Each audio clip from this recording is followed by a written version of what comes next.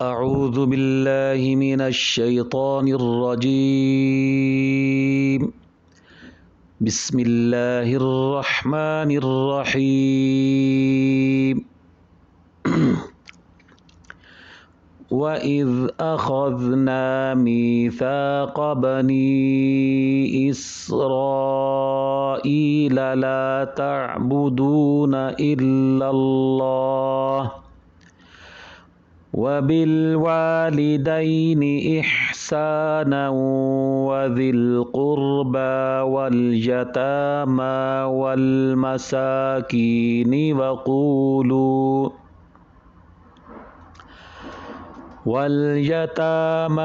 والمساكين وقولوا للناس حسنا وأقيموا الصلاة وآتوا الزكاة ثم توليتم إلا قليلا منكم وأنتم معرضون. صدق اللہ العظیم. اعوذ باللہ من الشیطان الرجیم. بسم اللہ الرحمن الرحیم. رب اشرح لی صدری ویسر لی امری واحلل عقدۃ من لسانی یفقہوا قولی. تمام سننے والوں کو السلام علیکم.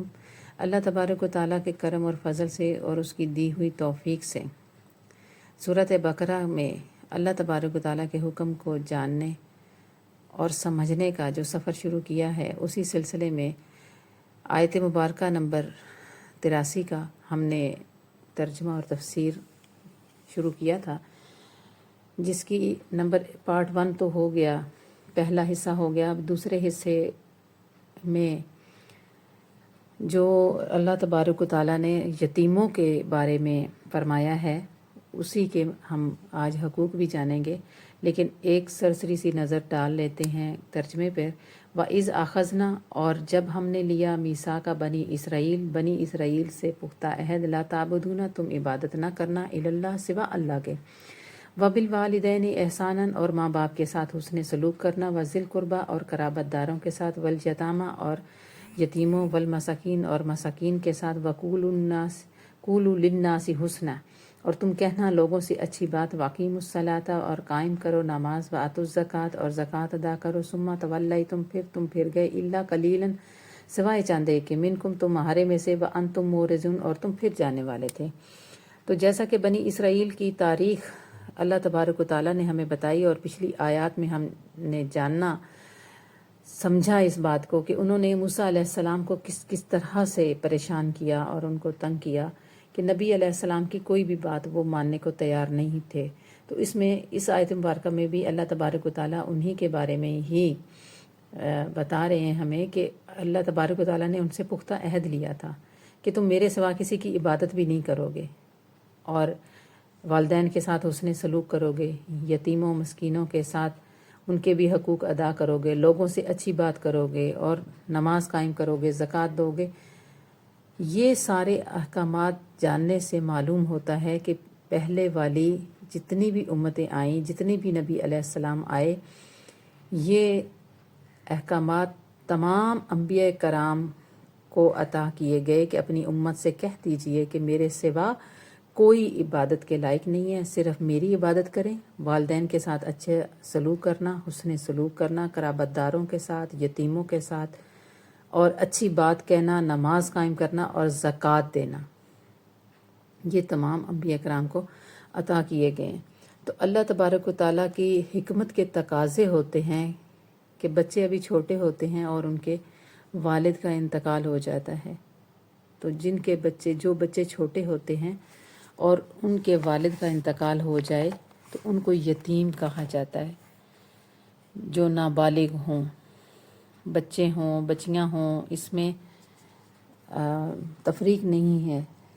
تو اللہ تبارک و تعالیٰ نے قرآن حکیم میں ان کے بہت حقوق کثیر تعداد میں بیان کیے ہیں، اور نبی کریم صلی اللہ تعالیٰ علیہ وآلہ وسلم نے بھی ہماری ان حقوق کی طرف خاص توجہ دلوائی ہے. کہ والد جب موجود ہوتا ہے تو انسان کے لیے بہت بڑا وہ جو اس کی موجودگی ہے وہ ایک ایسا سہارا رکھتی ہے، بالخصوص جب اس موقع پر کہ جب انسان بالکل چھوٹا ہوتا ہے اور انسان کمزور ہوتا ہے اور اسے ایک گھنی چھاؤں کی ضرورت ہوتی ہے کہ جس میں وہ اپنا وقت صحیح طریقے سے گزار سکے۔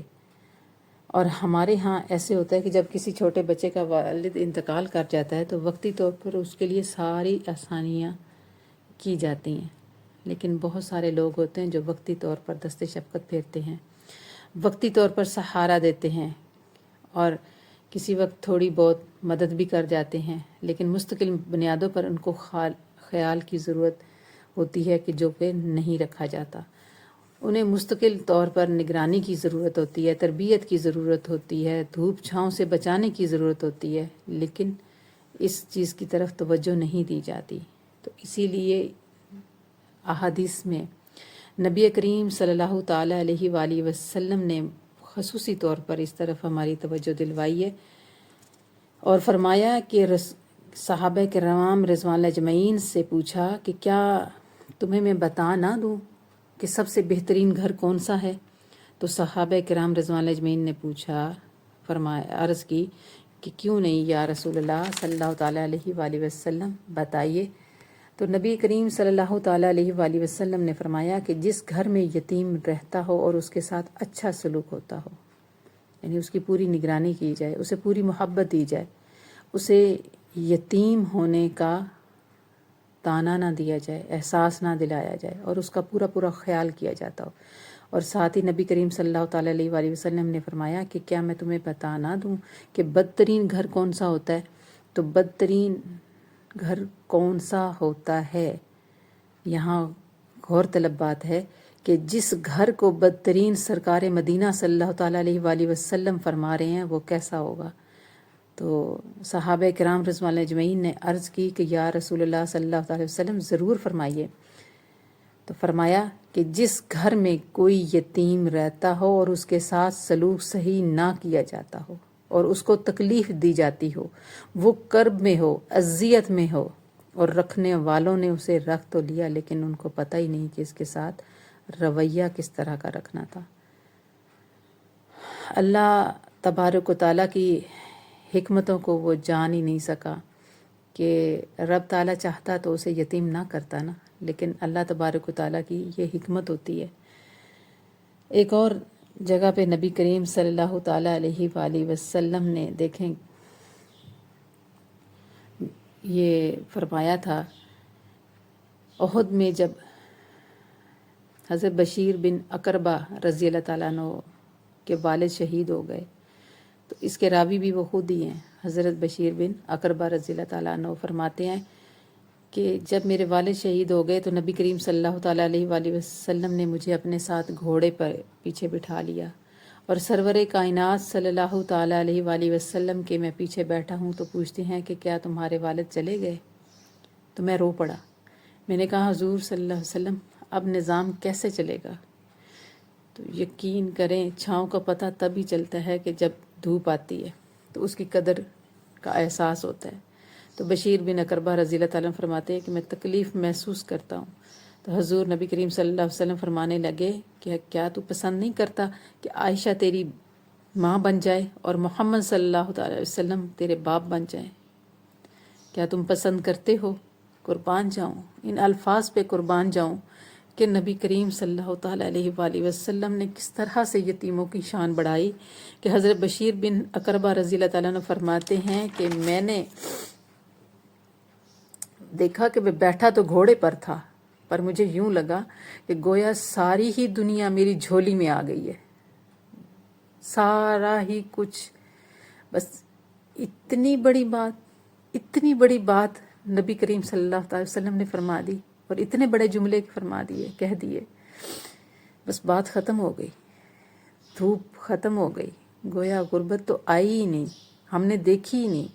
اور اس کے ساتھ ساتھ کیا ہوا کہ جہاں یہ اتنے بڑے جملے عطا کر دیے تو آخرت کا کیا غم رہ گیا، وہ تو دونوں جہانوں کے لیے پار ہو گئے۔ ظاہری بات ہے کہ جن کو یہ شرف حاصل ہو گیا تو ان کو آخرت کا کیا غم رہ گیا۔ تو یہ نبی کریم صلی اللہ تعالیٰ علیہ وآلہ وسلم کی شان تھی۔ دیکھیں اللہ تبارک و تعالیٰ نے نبی کریم صلی اللہ علیہ وسلم کو یتیم پیدا فرمایا۔ یہ یتیموں کے ساتھ تعلق سے عظیم شان دینی تھی نا، تو اس وجہ سے اللہ تبارک و تعالیٰ نے اپنے حبیب کو یتیم، در یتیم پیدا کیا، کہ خاص قسم کا ایک یتیمی جو ہے نا کرب ہوتا ہے، اور جس نے جو چیز چکھی ہوئی ہوتی ہے وہی اس کے ذائقے سے بھی آگاہ ہوتا ہے۔ اسی طرح نبی کریم صلی اللہ علیہ وسلم کی بارگاہ میں ایک یتیم بچہ آ گیا اور گھر میں آ کے عرض کرنے لگا کہ حضور صلی اللہ علیہ وسلم کی بارگاہ میں کہ یا رسول اللہ صلی اللہ علیہ وسلم، گھر میں ہم 3 افراد ہیں، والد صاحب چلے گئے، والدہ ہے، میری چھوٹی بہن ہے اور میں ہوں، 3 دن سے کچھ نہیں کھایا۔ تو نبی کریم صلی اللہ تعالیٰ علیہ وآلہ وسلم نے حضرت بلال رضی اللہ تعالیٰ عنہ سے فرمایا کہ جاؤ میرے سارے گھروں سے، ازواج محتارات سے جو جو کچھ ہے وہ لے آؤ۔ تو حضرت بلال رضی اللہ تعالیٰ عنہ گئے، سارے گھروں سے پتہ کیا تو 21 کھجوریں اکٹھی کر کے لائے۔ شہ دو جہاں ہیں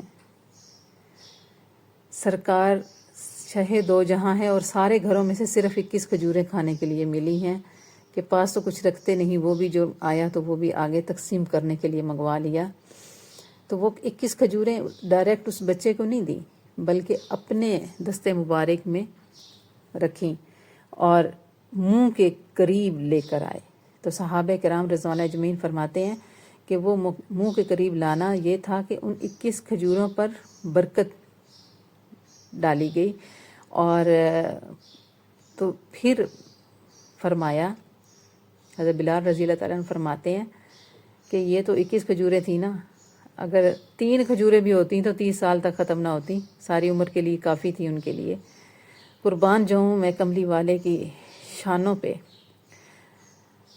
پاس منہ کے قریب لا کر وہ 21 کھجوریں بچے کو دیں اور فرمایا کہ یہ 7 تمہاری ہیں، 7 تمہاری والدہ کی ہیں، 7 تمہاری بہن کی ہیں، ایک صبح کھا لیا کرنا اور ایک شام کھا لیا کرنا۔ یتیموں کے گھر میں تو ایسے بھی ٹائم آ جایا کرتے ہیں کہ جب انہیں بھوک نہیں لگا کرتی، کیونکہ ماں کے پاس کھانا نہیں ہوتا۔ تو قربان جاؤں جس گھر میں کملی والے آقا صلی اللہ علیہ وسلم رزق بھیجیں وہاں پر کیسے کمی آ سکتی ہے۔ تو معاذ ابن جبل رضی اللہ تعالیٰ عنہ جو کہ اس محفل میں موجود تھے، جیسے ہی وہ بچہ پلٹا یہ 21 کھجوریں لے کر، تو وہ ایک دم دوڑے اور جا کر اس بچے کے سر پر دست شفقت پھیرا۔ تو نبی کریم صلی اللہ تعالیٰ علیہ وآلہ وسلم نے آواز دے کر بلایا اور پوچھا کہ اے معاذ، تمہیں کس چیز نے اٹھایا، کس چیز نے تمہیں مجبور کیا کہ تم بچے تک پہنچ گئے؟ تو معاذ ابن جبل رضی اللہ تعالیٰ عنہ فرماتے ہیں کہ وہ جو اللہ نے رحمت میرے دل میں یتیم کے لیے رکھی ہے نا، اس نے ہی مجھے مجبور کیا۔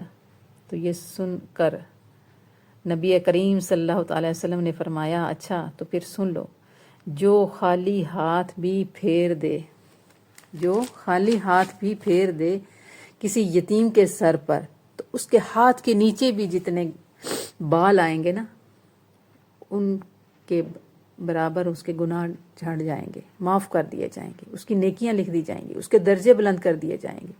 خالی دستے شفقت پھیرنے سے یہ انعام ملا کرتا ہے۔ قربان جاؤں میں کملی والے آقا صلی اللہ تعالیٰ علیہ وآلہ وسلم کی شانوں پر۔ بس اللہ تبارک و تعالیٰ ہمیں حق بولنے، حق سننے اور حق سمجھنے کی توفیق عطا فرمائے۔ وما علینا الا البلاغ۔ صدق اللہ العظیم۔